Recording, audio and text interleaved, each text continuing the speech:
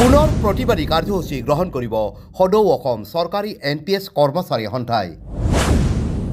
চৰকাৰী কৰ্মচাৰীসকলক নতুন পেঞ্চন আঁচনিৰ পৰিৱৰ্তে পুৰণি পেঞ্চন আঁচনি প্ৰৱৰ্তনৰ দাবীত আত্মপ্ৰকাশ কৰা সদৌ অসম চৰকাৰী NPS কৰ্মচাৰী সন্থাই ন্যায্য প্ৰাপ্য আদায়ৰ বাবে পুনৰ গ্ৰহণ কৰিব প্ৰতিবাদী কাৰ্যসূচী। বৰপেটাৰ ডাবালিয়াপাৰাত আজি অনুষ্ঠিত এখন জৰুৰী সাধাৰণ সভাত এই সিদ্ধান্ত গ্ৰহণ কৰা হয়। সন্থাৰ জিলা সমিতিৰ সভাপতি অজিত কুমাৰ অজাৰ সভাপতিত্বত ডাবালিয়াপাৰা উচ্চতৰ মাধ্যমিক বিদ্যালয় প্ৰাংগণত অনুষ্ঠিত সভাখনত সদৌ অসম চৰকাৰী NPS কৰ্মচাৰী সন্থাৰ বিভিন্ন সমস্যাৰ ওপৰত আলোচনা কৰাৰ লগতে সন্থাৰ ভৱিষ্যত কাৰ্যপন্থাৰ ওপৰতো আলোচনা কৰা হয়। অহা 1 ফেব্ৰুৱাৰীত ৰাজ্যৰ চৰকাৰী NPS কৰ্মচাৰীসকলে কলা বেজ পৰিধান কৰি প্ৰতিবাদ সাব্যস্ত কৰাৰ লগতে অহা বিধানসভাৰ অধিৱেশনত ধৰ্ণা কাৰ্যসূচী ৰূপায়ণৰ সিদ্ধান্ত গ্ৰহণ কৰে। একেদৰে অহা 1 মে'ত ৰাজ্যিক সমাৱেশ অনুষ্ঠিত কৰাৰো সিদ্ধান্ত গ্ৰহণ কৰা হয়।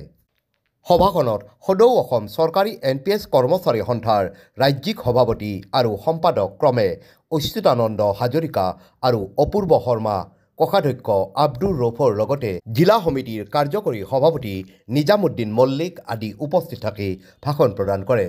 যোৱা আগষ্টৰ মাহত যেতিয়া কেন্দ্ৰীয় চৰকাৰে UPS ডিক্লাৰেশ্যন দিলে, তেতিয়া এটা আমাৰ কৰ্মচাৰী সমাজৰ মনত কিছু নতুনকৈ ভাৱৰ উদয় হৈছে যে UPSটোৱে NPSক যিসকল সমস্যা আছিলে, যিকেইটা সমস্যা আছিলে এইটো নোহোৱা কৰিলে নেকি, নে UPSতকৈও বেছি ভাল হ'ব নেকি, এনেকুৱা বিভিন্ন ধৰণৰ কথা চলি আছে। সেইকাৰণে সংগ্ৰামখন অসমত NPS বিৰোধী যিখন সংগ্ৰাম, এই সংগ্ৰামখন কিছু ক্ষেত্ৰত ম্লান পৰা দেখা গৈছিল।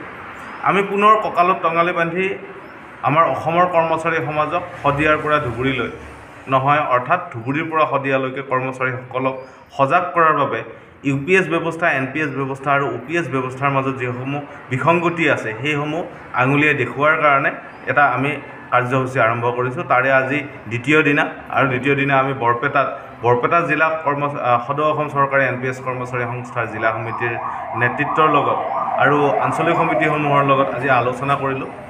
আৰু এই আলোচনাটো ইতিমধ্যে আমি আমাৰ সংস্থাই ঘোষণা কৰা কাৰ্যসূচীসমূহক তেওঁলোকক জনালোঁ। মূলত কথা হৈছে যে UPS কোনো এটা ব্যৱস্থা নহয় যিটো ব্যৱস্থাই আমাৰ কৰ্মচাৰীসকলৰ অৱসৰী জীৱনৰ সুৰক্ষা আনিব পাৰে। OPS যিহেতু এটা প্ৰামাণিক ব্যৱস্থা, আৰু এই OPS ব্যৱস্থাটো যেতিয়ালৈকে অসমত প্ৰযোজ্য নহয় তেতিয়ালৈকে সংগ্ৰাম তীব্ৰৰ পৰা তীব্ৰতৰ কৰাৰ বাবে আমি সিদ্ধান্ত গ্ৰহণ কৰিছোঁ। আৰু সেই সিদ্ধান্তৰ কথাখিনিকে আমি পুনৰ পৰ্যালোচনা কৰি চালোঁ যে তাতে আৰু কি কি কৰিব পৰা যায়। আৰু সেইকাৰণে আমি ইতিমধ্যে ঘোষণা কৰা অহা 1 ফেব্ৰুৱাৰীৰ কলা দিৱস কাৰ্যসূচীৰ সংগতি ৰাখি বিভিন্ন কাৰ্যসূচী বৰপেটা জিলাতো অনুষ্ঠিত হ'ব।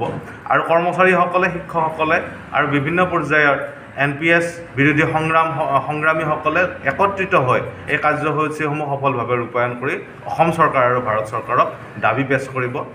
আৰু এই দাবীৰ যোগেদি পুনৰ আমি সংঘবদ্ধভাৱে ৰাজ্যৰ কৰ্মচাৰীসকলৰ সুৰক্ষাক প্ৰথম আৰু গুৰুত্বপূৰ্ণ হিচাপে বিবেচিত কৰাৰ বাবে অসম চৰকাৰক দাবী জনাম। আৰু সেই দাবীৰ যোগেদিয়ে অসমৰ কৰ্মচাৰীসকলৰ অৱসৰী জীৱনৰ সুৰক্ষা আহিব বুলি আমি বিশ্বাস। অহা 1 মে'ৰ দিনা অসমৰ ৰাজধানী গুৱাহাটীত, অৰ্থনৈতিক ৰাজধানী গুৱাহাটীত অসমৰ কৰ্মচাৰী সমাজে এক বিশাল আয়োজন কৰিছে। সেই বিশাল আয়োজনে যাতে NPS নামৰ এই বিষয়বস্তুটো শেষ হোৱাৰ কাৰণে শেষ দিন হিচাপে পৰিগণিত হয়, তাৰ বাবে আমি কাৰ্যসূচী ইতিমধ্যে আৰম্ভ কৰিছোঁ। আৰু অসমৰ ৰাজ্যক, অসমৰ প্ৰতিজন কৰ্মচাৰীকে এই সংগ্ৰামত অৱতীৰ্ণ হ'বলৈ আজি বৰপেটাৰ পৰাই মই অনুৰোধ জনাইছোঁ।